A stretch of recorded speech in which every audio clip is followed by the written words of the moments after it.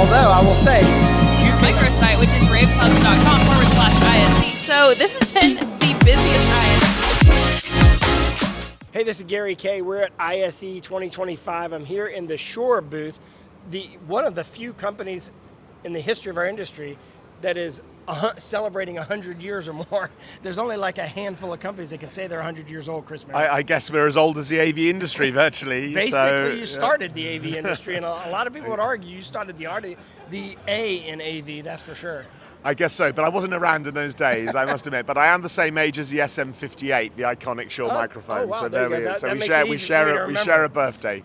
We share a birthday. If you kind of, I want our videographer Emma to kind of see what you've done here. You've set up sort of a 100-year-old museum, kind of a history of Shure. Yeah, we've put a few extracts in place just to highlight some of the iconic moments from Shure history. It's kind of like a journey through the booth. Yep. So maybe perhaps you'd like to I'd love come it. with me We're and going to I get a booth tour. Remember, as we're doing this booth tour, we're actually going to go around and shoot individual product videos on everything we're going to talk about, the more deep dive stuff. So you have a chance to go see those. If you want to pause this at any moment in time, you go to ravepubs.com/ISE, type in Shure in the video search window, and you can see all these product videos. There's a couple things I want to point out before we even start the tour, Chris, if you don't mind. That microphone that's the same age as you is that same iconic microphone. No, not that one. Okay. No, I'm not as old as that. There you go. Well, that one up there at the very, very top. The Elvis mic. How old is that mic? That came out in, I think that was the early 50s. The first one was 1939, and then the smaller size one was I think in the early 50s, 51, something like that. Our historian will shoot me for getting the year wrong, but it's something like that. Another thing I want to point out is this is like a history. This has got to be something you love because you're a creative. It's sort of a history of the advertising of Shure. Yeah, Sure. Well, I guess we have to hold the roof of ISE up through this physical column, but we made a virtue of that by actually, a bit like you've seen sometimes in lots of European cities, they have like the big circular poster things. Yeah. So we've taken lots of historic Shure posters, including this one from 1929, an ad from 1929, and various others. I mean, this is like, I love the look of this. It's like so 1940s. It's like nose art almost on a plane, Marilyn Monroe. Yeah, it's like nose art on a plane, isn't it? Yeah. So we made a virtue about lots of historic it's funny pictures. Because just a bit of fun. You can look at this and see the history of fonts.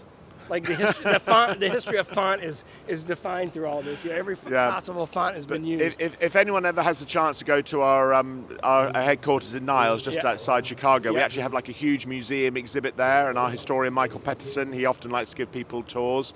You'd be amazed by some of the iconic artifacts and objects which we have there. So well, there you go. There's an invitation to join that. So take us on the journey. Yeah, sure. So we start off with Mr. Shure. So he founded the company in 1925 and led it right through until the 80s, and then followed by his wife. So the company's been a family-owned company for pretty much the whole time, and we still are a private business. But going through some of the exhibits, so what we have here is, and I'm sure you'll do a deeper dive on this. We will. And my colleague Ava is still setting up, but this is where we have our new Intellimix room kit. So this is actually Shure's own Microsoft Teams room compute. Right. Audio, signal processing, touch panel, everything as a complete solution from Shure, and that's like a major new advance for us this year. This is what one of the big launches here at the show is the fact that you've got everything now, not just audio. You're embracing all part of collaboration, and you've kitted it together. It's all kitted together, and it really couldn't be simpler. We're actually doing live demonstrations in our innovation lab, how to set it up in less than 5 minutes with Pete, who was on Rave TV just last week. Yep.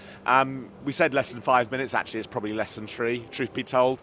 It's that simple. It is designed to be the most IT-friendly and user-friendly solution for setting up Teams rooms you could possibly imagine. And you've got a partnership with Hudley, if I remember, in part of this. Yes, right? Hudley is providing the video, the camera part of that, because obviously we're not a video manufacturer, so we partner with them, and they have these wonderful AI-enabled cameras, and so there's a variety of different size room kits and different Hudley cameras as part of that, and it's all bundled obviously with excellent Shure audio and our Intellimix room signal processing, so it really delivers a much And you should definitely go to the deep dive on that and watch that, because basically it's a collaboration where all you have to do is add the display. You pick the display you're going to use, and that's pretty much it. That's the only other thing you need is the display. We even ship the kits to come with like all the cables and so on that you need as well. So it's all in one system. So and then you can kind of continue your history a little bit here. Yes. And So we actually have like a little podcast studio. So there's actually, we can see we've actually got Ilya from Microsoft in there being interviewed, and with Sam Sabet, our CTO. go ahead, Emma, take a look at it. So this is showing the power of your SM7. Yeah, I mean, well, it's the world's leading podcast microphone, so it's not even my product, but I love it. Yeah, well, we use those for Rave TV, as you know. I do indeed, yeah. And so, we've created a few sort of little sort of like Easter eggs on the booth, so you can find out his sort of different histories of various. And Chris, by the way, is the same age as the SM58. I am the same age as the SM58, so you know. It goes to show innovation has no date on it.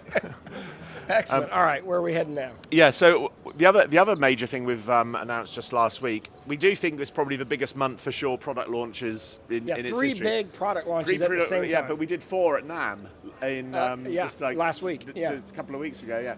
So the new thing here is last year we launched our Microflex Wireless Next 2 solution, which is the second generation of our handheld deck-based wireless.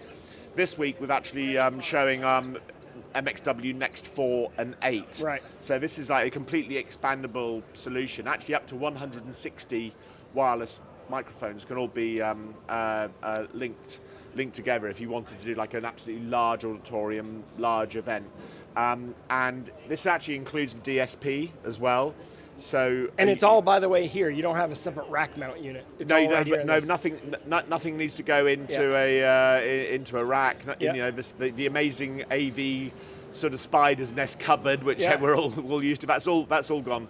Literally, all you need to do is connect that to your display, connect it to in this case, an audio out. It doesn't include a speaker, and you're good to go. And you can do wireless presentations, meetings on any platform, especially obviously Microsoft Teams. So if you remember the Next 2 wireless that we gave the award to last year for ISE, imagine that with 4 and now 8. Yeah, and there's a whole variety of, you can actually have 4 different capsules on there, including, this is a Beta 58, but you can have a classic SM58. There's a boundary mic, there's wireless body packs, which you can have with like any lapel, lav mic or head worn.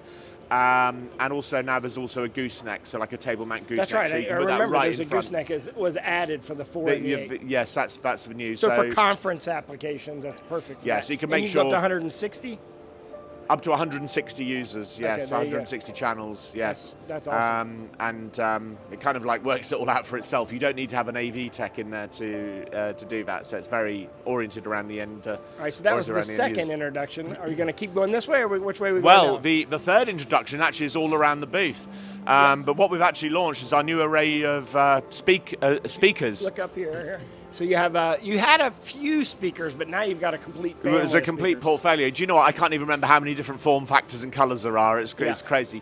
The big round one, that's actually a 920 array microphone. Right. That comes in square and circular form factor. Intellimix part line. But the speakers, this is Mr. Shaw's voice from 1930s. Oh wow, coming through.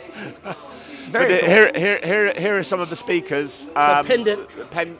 Two form factors of the pendant. And also a surface mount, but also flush mount. And the thing is, this is all networkable because there's what we call a Microflex N networkable amplifier, which basically sits in between these and your and controls all of these speakers. So that's the network part, which you can see and control in Designer, our configuration solution, and then you can control all the speakers through that device. So the whole thing is networkable, so each speaker can be addressed individually. Yes, so through the MXN amp. Yeah, yes. perfect. Yeah, and then so that's all the latest conferencing stuff, and of course it wouldn't be Sure if we don't get to all of our amazing events and broadcast solutions. And we're going to see those demonstrated tonight when we go to your party. It's not.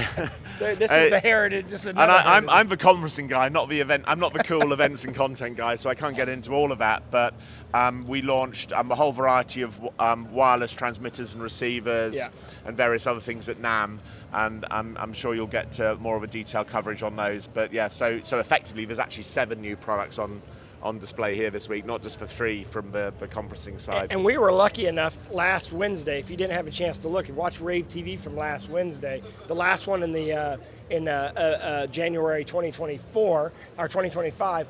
to have all three of the products, the new products that we just covered, launched live on Rave TV. But you can, of course, see all of our coverage on that at ravepubs.com/ISE and type in Shure in the video search window. Chris, thank you very much for this tour. Thank you, Gary. I want to know how do you feel being also the same age as a piece of hardware, but a piece of hardware that's iconic in the industry? Do you feel as iconic? I feel as iconic as that. Like you, like we're icons of the industry. That's what it is. But it's kind of wild to think, that the same mic has been around.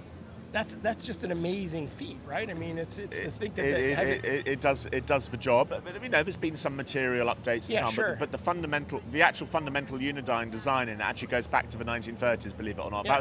that's when the first patents. It's SM58. Imagine being the engineer on that first one. To imagine being 2025 and you're still using the same basic. Well, even the technology. SM7, the podcasting mic, Yeah. that was actually launched in 1973, I think. I did not realize that. Yeah. So started off with just something for radio studios, and now it's the de facto. No one envisioned podcasts in 1973. So we have this amazing heritage. But I think the thing to point out is, even though we've been around 100 years, this is not your grandfather's audio business.